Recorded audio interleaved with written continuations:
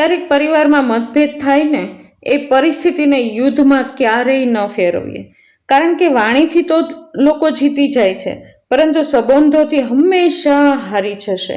સાચું તો એ જ છે કે જે પોતાના અભિમાનને છોડી પ્રેમથી બધાને જોડે. બસ સાચું તો એ જ છે. આ સમયમાં દુઃખનું મોટામાં મોટું કારણ શું છે ખબર છે? સાચા લોકોને કોઈ સમજતું નથી અને ખોટા લોકોને કોઈ પરખતું નથી. મહેનતનું ફળ હંમેશા અને સમસ્યાનું હલ હંમેશા સમય આવે ને ત્યારે જ મળે. માટે સમયની હંમેશા રાહ જોવી જોઈએ ભાઈ. ચાલો, જય શ્રી કૃષ્ણ, રાધે રાધે. કેમ છો બધા? મજામાં જ હશો. ખૂબ દિલની ઈચ્છા આશા છે કે બધા જ મજામાં હશો. ચાલો ત્યારે નવા દિવસની શરૂઆત કરી દઈએ આપણે નવા વ્લોગની અંદર. સૌથી પહેલા તમારા બધાનો ધન્યવાદ કે તમે તમારો કિંમતી ટાઈમ કાઢી અને મને મળવા અને મારો વ્લોગ જોવા માટે થઈને તમે લોકો આવો છો, માટે દિલથી ધન્યવાદ.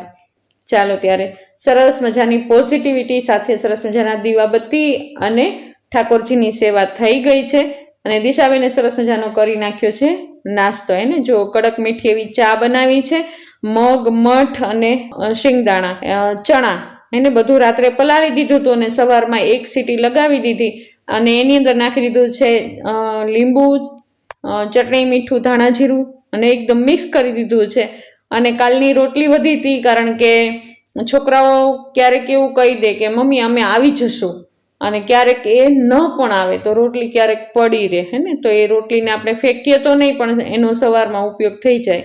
તો ચાલો સવારમાં બધા જ એ નાસ્તો કરવાના છે. તો એ નાસ્તો બનાવી અને દિશાબેને મૂકી દીધો છે ડાઇનિંગ ટેબલ ઉપર.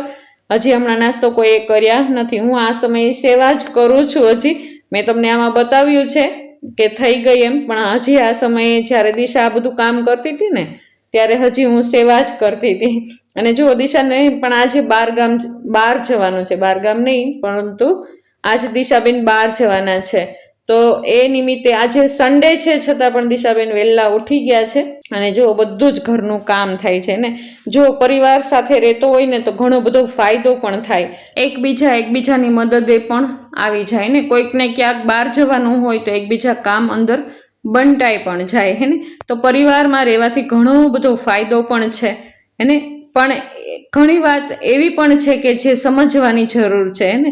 જેમ કે જુઓ, બોલતા પહેલા આપણે 10 વખત વિચારવું જોઈએ, એને સમજી વિચારીને બોલવું જોઈએ. હા, આપણે બોલીએ તો છીએ કે હા વિચારીને બોલવું જોઈએ, પણ શું વિચારીને બોલીએ છીએ ખરા? આપણે આપણા જીવનમાં આ વાતને કેટલી સ્વીકારીએ છીએ બતાવો. ઝાઝા ભાગે તો બધા જે મનમાં આવતું હોય ને એ બોલી દેતા હોય, વગર વિચારે બોલી દેતા હોય. એમાં જ એવું ક્યારેક થઈ જાય કે જાણીએ અજાણીએ સામેવાળાને દુઃખ લાગી જતું હોય, કાંટાની જેમ દિલમાં વાગી જતું હોય. આપણા જે શબ્દો હોય ને ક્યારેક સીમા પાર કરી દેતા હોય ભાઈ, તો સામેવાળાને દર્દ પણ અપાવે ક્યારેક. તો પછી આવા શબ્દ શું કામ ના બતાવો? સામેવાળાને આપણે ખુશ ન કરી શકીએ, ચહેરા પર સ્માઇલ ન લાવી શકીએ, તો વિચારો આવા શબ્દ કામના શું?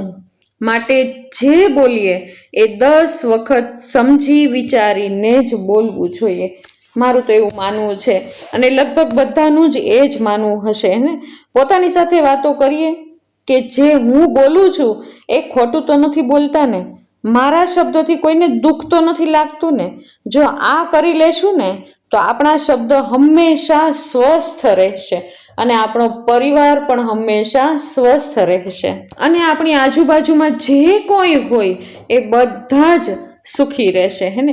ક્યારેક કોઈને કંઈ કહી દીધા પછી પસ્તાવું ન હોય ને તો વિચારીને બોલવું પડે ભાઈ. જેવી રીતે આપણે જોઈએ કે આંખમાંથી નીકળેલા આંસુ હોય ને એ ક્યારેય પાછા ન જાય, બંદૂકમાંથી નીકળેલી ગોળી હોય ને એ ક્યારેય પાછી ન ફરે ભાઈ. એવી જ રીતે આપણા શબ્દ એક વખત નીકળી ગયા ને મોઢામાંથી એ પાછા ક્યારેય નથી ફરતા. લોકો વર્ષો સુધી યાદ રાખે છે અને નેગેટિવિટી ફેલતી જ જાય. તો આવું ન થાય ને એના માટે આપણે આપણી વાણીનું પૂરેપૂરું ધ્યાન રાખવું જોઈએ ભાઈ. મને તો એવું લાગે. જો એક કહેવત પણ છે ને કે પથ્થરના ઘા રૂઝાઈ જશે પણ ક્યારેય વાણીના ઘા નહીં રૂઝાય. માણસો વર્ષો સુધી યાદ રાખશે કે શું કીધું તું મને, આણે કેમ મારી સાથે આવું વર્તન કર્યું ને આવું મને કીધું. એને માટે હંમેશા ધ્યાન રાખવું જોઈએ ભાઈ. એને વાણી ક્યારેય આપણી બગડવી ન જોઈએ. એને કદાચ આપણને ન ગમે તો આપણે ચૂપ રહીએ, ચૂપ રહેવામાં વધારે ફાયદો છે. એને ચાલો સરસ મજાની વાત કરી દીધી, જીવનમાં ઉતારવા જેવી વાત છે. એને હું પણ એવું જ માનું છું કે જ્યારે આપણું કાંઈ ન ચાલે ત્યારે આપણે બને ત્યાં સુધી ચૂપ રહેવું જોઈએ. બાકી કોઈને દુઃખ લાગે એવા શબ્દ આપણે બોલવા ન જોઈએ. અમે પણ અમારા પરિવારની અંદર એ ખાસ ધ્યાન રાખીએ છીએ કે જ્યારે કોઈને દુઃખ લાગી જાય, કોઈની વાતોથી દુઃખ લાગી જાય તો બેસીને એ વાતોનું સોલ્યુશન કરી લઈએ. કારણ કે જો એક વખત એ વાતનું વતેસર થઈ જાય ને તો એ વાત ક્યારેય પાછી ખેંચી શકાશે નહીં. અને નેગેટિવિટી આજુબાજુ ફર્યા જ કરે. ચાલો ત્યારે જો કામ બધું છે ને કમ્પ્લીટ થવાની તૈયારી છે. આજે 11 પણ છે અને સાથે સાથે સન્ડે પણ છે. તો સાક્ષીબેન પણ ઘરે છે આજે. જો આજે દેવ દિવાળી છે એટલા માટે શેરડીનો સાઠો પણ લઈ આવ્યા છીએ અને તુલસીમાની સરસ મજાની સવારના પોરમાં પૂજા પણ કરી લીધી છે. અને આ જ સમયે દિશાબેન જાય છે બહાર. હે ને મેં કીધું ને કે એમના સંબંધીને ત્યાં આગળ સગાઈ છે, કંકુ પગલા પણ છે. તો અત્યારે જાય છે, છેક સાંજે પાછી આવવાની છે દિશા. અને ધાનુબેન પણ સાથે જાય છે. જો ધાનુબેનનું રોવાનું શરૂ થઈ ગયું છે.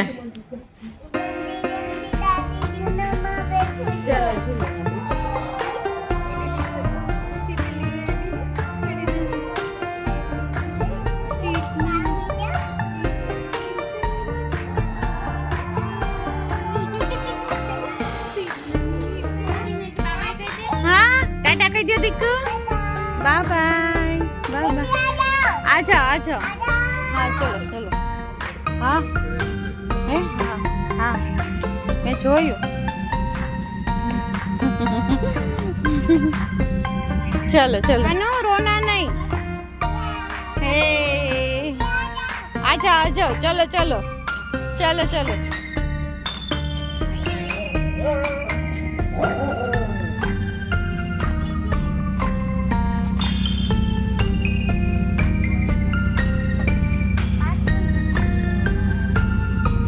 पाछड़ जोई जा तने टाटा.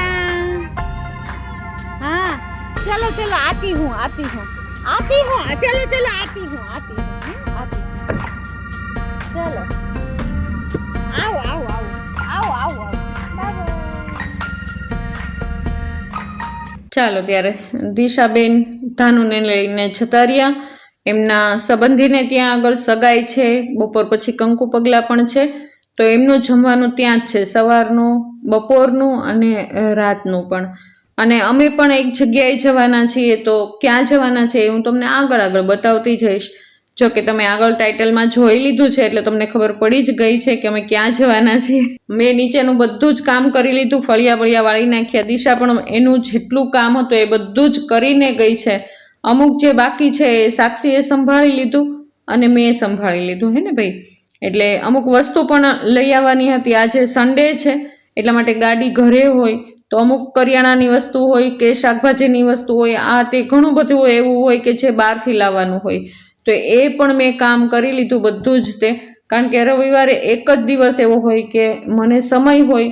આખું અઠવાડિયું અમે કાંઈક ને કાંઈક લખી રાખીએ અને અમે એક ડાયરી રાખીએ ફ્રીજ ઉપર કે જે કાંઈ વસ્તુની જરૂરિયાત હોય ને તો એ ડાયરીમાં લખી નાખીએ. પછી સન્ડે જ્યારે આવે ને, ગાડી ઘરે હોય ને, ત્યારે મારા હાથમાં ગાડી આવી જાય અને હું જતી રહું માર્કેટમાં. એને જેટલી જરૂરિયાત હોય એ બધી જ વસ્તુ લઈ આવું. ચાલો બધું જ કામ થઈ ગયું છે અને વાતાવરણ પણ એટલું સરસ મજાનું ખુશનુમા થઈ ગયું છે ને, ન પૂછો વાત. ચાલો આજે 11 છે. 11 નિમિત્તે સાક્ષીબેને બનાવી નાખી છે વેફર સરસ મજાની અને સાથે સાથે ખીચડી બનાવી નાખી છે બટેટાની, સાબુદાણા બટેટા અને શિંગદાણાની. ચાલો સરસ મજાના મરચાં તળ્યા છે ને. જુઓ, મરચાં પણ 3 પ્રકારના છે. એકદમ તીખી મરચી છે, મોળા મરચાં છે અને ફાડા મરચાં છે. ચાલો સરસ મજાની સૂકી ભાજી પણ એકદમ કમ્પ્લીટ થઈ ગઈ છે. સાક્ષીબેને આજે બનાવી છે.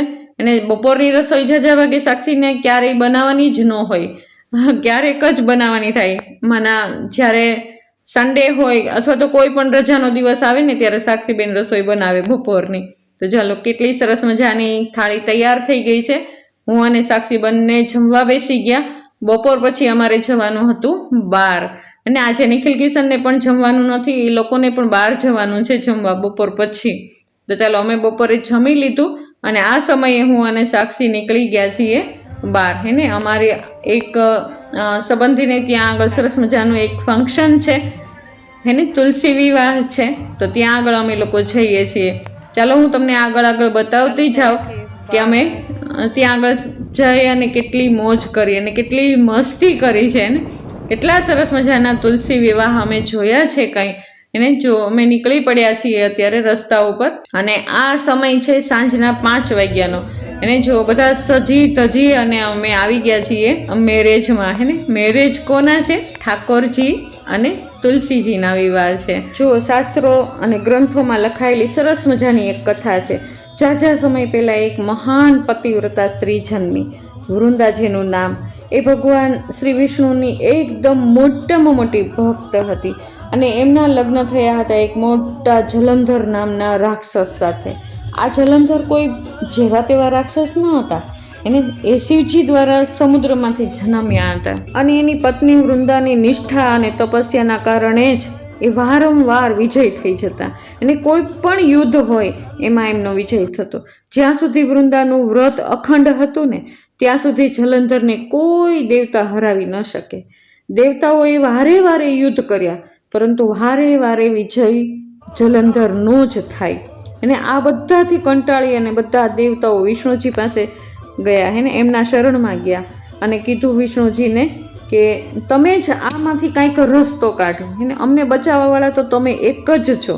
તો ભગવાન વિષ્ણુએ એક યુક્તિ રચી, પોતાનું રૂપ જે છે ને એ જલંધર તરીકે પરિવર્તન કરી દીધું અને વૃંદાની સામે આવી ગયા. વૃંદાએ જ્યારે પોતાની સામે પોતાના પતિને જોયા ને તો એ શ્રદ્ધાથી એકદમ પ્રેમથી એમના પગે લાગી.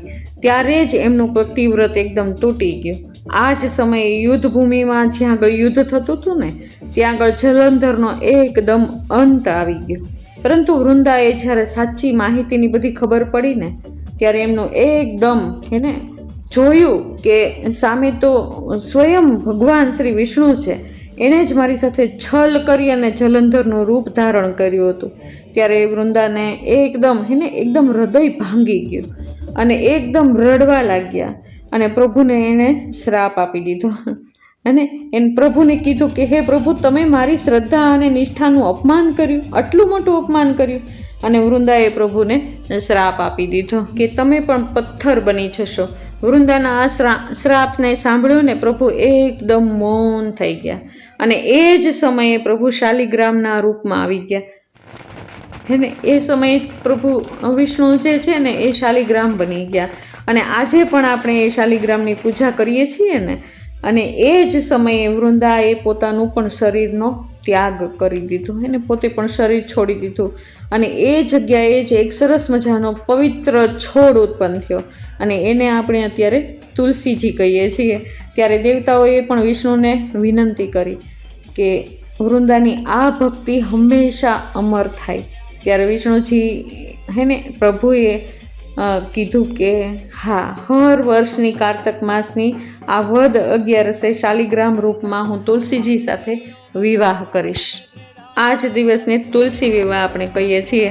અને તુલસી માને દુલ્હનની જેમ સજાવવામાં આવે અને શાલિગ્રામ પ્રભુને દુલ્હાની જેમ સજાવવામાં આવે. આ વિવાહમાં ભક્તિ, પ્રેમ, માફીનો પૂરેપૂરો સંદેશ છે. સાચી ભક્તિ નિષ્ઠા ક્યારેય વ્યર્થ નથી જતી. ભાઈ જો કેટલા સરસ મજાના તુલસીજીના વિવાહ થાય છે, કાંઈ પૂરી શ્રદ્ધા અને નિષ્ઠાથી. એને ભગવાન શ્રી શાલિગ્રામની સાથે, વિષ્ણુની સાથે એમના લગ્ન કરાવવામાં આવે છે. એને અત્યાર સમય સુધી આ કળિયુગના એન્ડ સમયમાં પણ આ ભક્તિ અત્યારે પણ એને ભરપૂર છે. અને જો ભગવાનનું સ્વાગત કેટલું નિષ્ઠાથી, કેટલા ભાવ ભક્તિથી કરે છે લોકો, અને એમનું સ્વાગત કરે છે ને સરસ મજાના ભગવાનના લગ્ન કર્યા. ને આગળ તમે જુઓ કે તુલસીજીના પણ કેટલા સરસ રૂપ નિખરીને આવ્યા છે. આજે તુલસીજીના વિવાહ છે. અમે પણ આ વિવાહને ખૂબ જ એન્જોય કર્યા, અને કારણ કે અમે આ વિવાહ નાનપણમાં જોયા હતા. ત્યાર પછી ક્યારેય જોયા નથી, અને જોયા હોય તો મંદિરોમાં જોયા હોય, એને બીજી ક્યાંય જગ્યાએ જોયા નથી. આ ઘરે વિવાહ થાય તુલસીજી અને શાલિગ્રામના, અથવા તો વિષ્ણુજીના, હેને, અથવા તો ઠાકોરજીના, તો એ અમે પહેલી જ વખત જોયા હતા. જો કેટલું સરસ મજાનું આયોજન કર્યું છે, અને એકદમ એવું જ લાગે કે જાણે અત્યારે જ ઠાકોરજી અને તુલસીજીના વિવાહ થાય છે, રિયલની અંદર વિવાહ થાય છે એવું જ લાગે જાણે.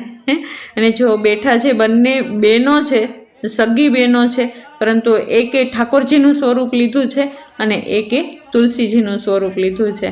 એકના હાથમાં ઠાકોરજી છે અને એકના હાથમાં તુલસીજીના છોડ છે. આ દિવસની પણ ખૂબ જ યાદી છે, જે હું તમને કહેવા નથી ઈચ્છતી, પણ ચાલો થોડુંક આજના દિવસે ઘણી બધી યાદીઓ છે, પણ હું આ વ્લોગમાં એ બતાવવા ઈચ્છતી નથી, કારણ કે આજના દિવસે, આજ દેવ દિવાળીના દિવસે જ કમલેશ મારો સાથ છોડીને જતા રહ્યા હતા, અને આજના દિવસે જ, આ દેવ દિવાળીના દિવસે જ અમે બંને પણ છૂટા પડ્યા હતા. પણ આજના દિવસે હું એ દિવસને યાદ નહીં કરું. ચાલો ત્યારે, આવો રહ્યો મારો આજનો દિવસ. તમને કેવો લાગ્યો મારો આજનો દિવસ? જો તમને મારો આ વ્લોગ ગમ્યો હોય તો જરૂરથી લાઈક, શેર અને સબસ્ક્રાઈબ કરી દેજો. જો નવા છો તો જરૂરથી સબસ્ક્રાઈબ કરીને જ જજો. ચાલો ત્યારે, કાલ નવા વ્લોગમાં આપણે ફરી વખત પાછા બધા જ મળશું.